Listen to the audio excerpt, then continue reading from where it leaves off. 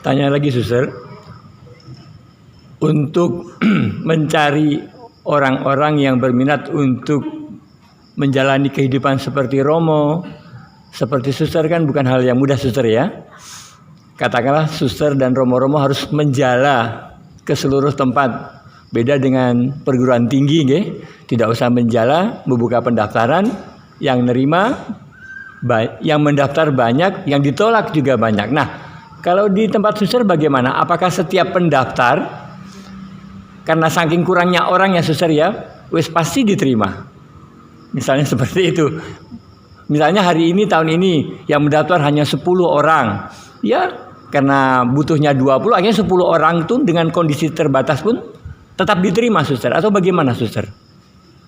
Kalau kami sendiri itu punya syarat kalau diterima, Pak. Oke. Dari kesehatan fisik, dari mental juga. Itu terutama dulu yang terlihat ya dari fisik. Oh iya. Misalnya, maaf dulu, misalnya dia jalannya pincang, walaupun mentalnya sehat, tetap tidak diterima karena menjadi suster itu nanti banyak pekerjaan, bukan hanya dilayani, karena kita melayani bukan dilayani. Jadi kalau menjadi suster itu tidak harus 10-20, tidak. Satu orang pun tetap dirayakan. Misalnya diterima menjadi suster, menjadi postulat, tetap dirayakan, diberikan misa, diterima menjadi seorang suster.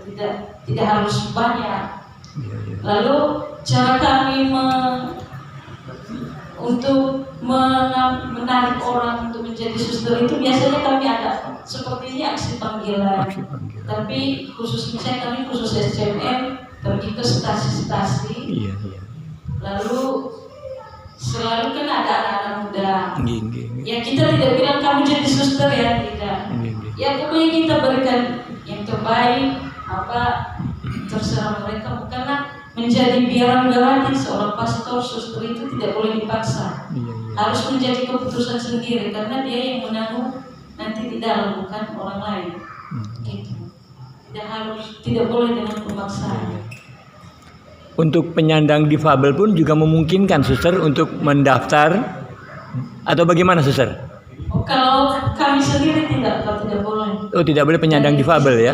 Oke, ya. Pokoknya karena nanti walaupun misalnya dia masuk postulat belum terlihat apa penyakitnya, dia punya penyakit TBC misalnya, itu kan tidak terlihat secara ini. Punya penyakit lain lah, punya penyakit apalah itu bilang misalnya, baru itu ada cek kesehatan setiap tahun, Pak.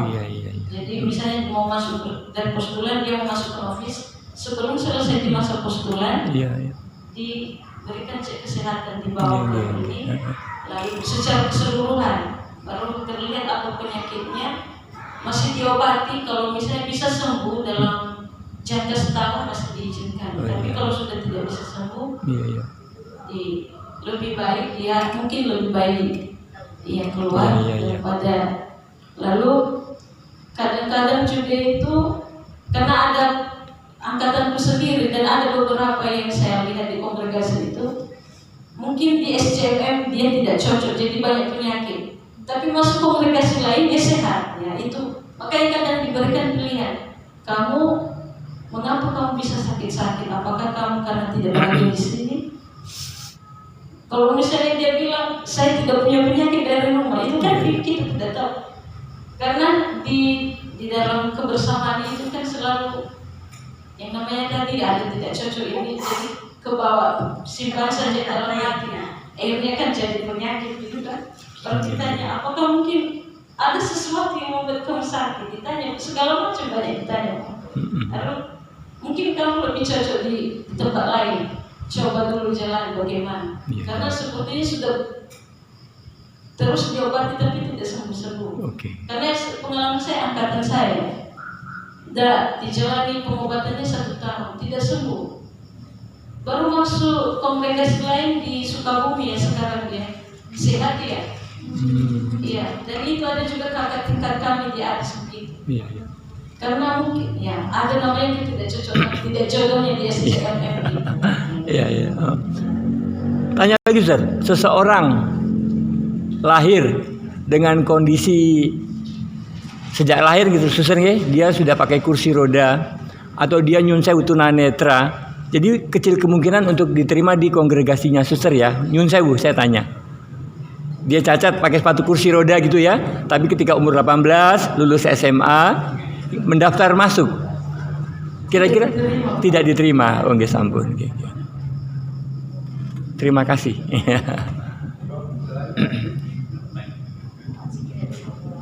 Gantian Pak Sikit monggo.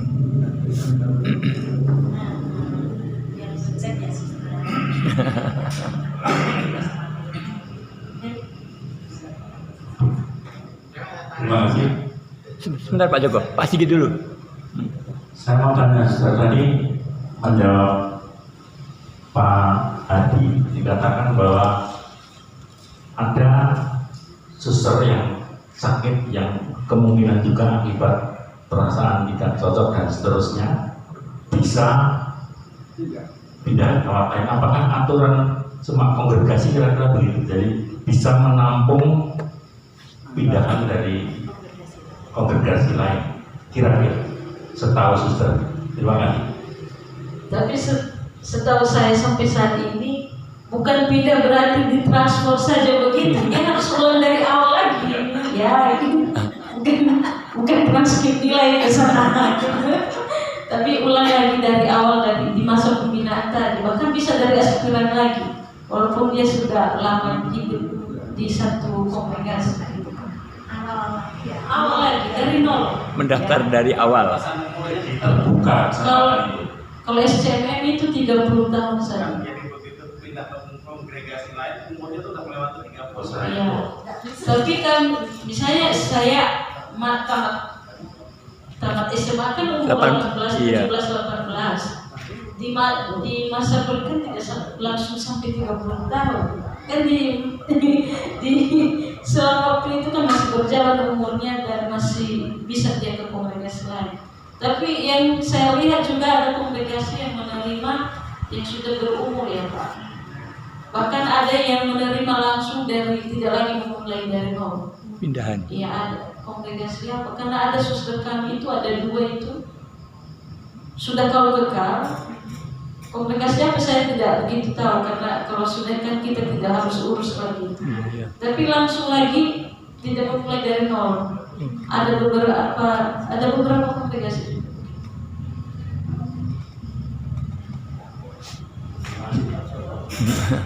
Hanya sedikit mengulang aja ini. Sebentar, pakai mic. Bukannya suster selama ini hanya mengulang aja suka-sukanya. Suka duka seorang suster atau pastor itu, kalau saya sendiri suka dukanya itu mungkin kalau awal-awalnya sih dari hidup bersama ya. Karena kita kan bisa dari SMA baru postulan kita sudah bergabung dengan dari berbagai suku. Kalau kami kan ada NTT, ada Batak, ada Nias, ada Kalimantan, pokoknya sudah bersatu. Kita kan harus menyesuaikan, walaupun masih umur muda, tetap kita menyesuaikan. Ada yang tidak cocok, ada begitu. Tapi di masa-masa pembinaan itu masih enak ya, karena masih sama seumur kita, postulan dengan novis itu masih seumur dengan kita jumpa. Baru kalau sudah masuk profesi pertama, 2, 3 sampai kalau itu sudah bergabung dengan yang tua, dengan yang senior, medior, dan suster muda. Yang menjadi tantangan apalagi kepada suster muda yang menjadi tantangan itu misalnya kita hidup dalam komunitas 3 orang, yang 2 orang itu senior, kita suster muda sendiri misalnya ya Pak. Baru suster yang 1 nanti buat ini itu ya, iya suster. Ini itu ya, iya suster. Ya, karena memang ketaatan tuh Pak. Iya ketaatan. Iya kita buat ini, datang suster ini. Tadi saya suruh kamu buat ini. Kita bilang iya suster selesai dulu ini. Jadi kita kadang bingung, kadang antara mereka yang ini mau apa kamu suruh dia, saya suruh dia. Kadang juga kita sebagai junior kan di situ nanti banyak junior itu bingung. Oh ternyata begini kehidupan para suster ya. Di situ nanti banyak suster junior, sudah ternyata begini saya pulang saja. gitu. Ya, pokoknya itu saja sih tantangannya. Baru yang tidak cocok-cocok tadi, misalnya karena dalam kehidupan para suster kami sendiri itu kan ada selalu pertemuan setiap tahun, setiap bulan itu evaluasi dalam sebulan. Bagaimana sudah kita jalani kehidupan dalam sebulan ini, apa yang sudah kita buat, apa yang menjadi ketidakenakan dalam komunitas harus diselesaikan, harus diampuni, harus segala macam. Karena seorang suster tidak boleh dendam, walaupun tetap ada dendamnya. Manusia.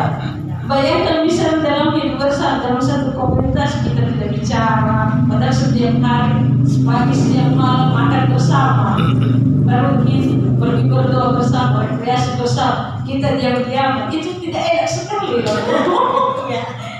Kadang kita, Tuhan bagaimana mau menyapa ini? Itu tantangan terberat karena dalam hidup bersama ya, dan beda-beda. Mungkin dalam keluarga ya masih bisa kita ini. Kalau kita, saya sendiri kalau sudah ada kecocokan itu kan bagaimana ini mau mulai keenakan dia. Ya ada itu. Makanya nanti setiap bulan itu ada pertemuan evaluasi dalam hidup bersama, dalam hidup karya, pokoknya dalam hidup doa harus nanti sharing misalnya hidup doa saya dalam bulan ini begini. Dalam hidup bersama saya selama misalnya ada selisih tadi ya kita ungkapkan, iya sama suster ini saya tidak cocok karena begini ya harus diselesaikan. Lalu dalam hidup hidup karya, saya di karya begini, ada dengan misalnya dia seorang kepala sekolah, dalam hidup karya saya ada ini dengan guru-guru, dengan anak-anak. Karena ditanya juga misalnya kalau sudah kepala sekolah ditanya, misalnya penerimaan murid baru, berapa anak-anakmu yang mendaftar? Kalau tidak banyak dibilang, berarti kau tidak ini, tidak bagus berkarya kamu. Itu tantangan. Berarti kamu tidak bisa menarik anak-anak untuk ini. Apa yang kamu buat di sekolah begitu? Kalau misalnya di rumah sakit tidak ada pasien, emang saya membuat orang sakit kan gitu. Kalau tidak ada pasien ditanya, berarti pelayanannya yang tidak baik begitu. Segala macam banyak saja yang membuat ini, kayak sangat disalahkan. Walaupun sudah sepenuh hati. Sukanya kan hidup bersama itu enak loh Pak. Kalau kita nikmati, ada rekreasinya setiap, memang tidak wajib setiap malam, tapi setiap minggu 1 kali dalam seminggu itu wajib rekreasi bersama. Main kartu apa itu sudah refreshing ya. Lalu hidup doa itu juga suatu, misalnya dari luar kita, kami itu wajib namanya itu hidup doa, baik sendiri maupun dalam bersama. Karena mungkin karena sudah kami hidup kalau sudah misalnya dalam 1 hari itu tidak ikut hidup berdoa dalam kebersamaan, ada saja nanti nggak enak begitu. Jadi enaknya itu selalu bersama Pak, itu sih yang menurut saya enaknya. Baru enaknya juga kami seorang suster, apalagi di kongregasi kami itu tidak susah tamat sekolah langsung kerja. Bahkan tamat SMA misalnya kami dari novis tadi kami sudah langsung kerja, dikasih sebagai guru kelas, bahkan sudah ada dikasih penanggung jawab segala macam begitu. Itu enaknya tidak susah kami mencari itu. Walaupun uangnya bukan untuk kami tapi bukan kami yang pegang. Gitu Pak.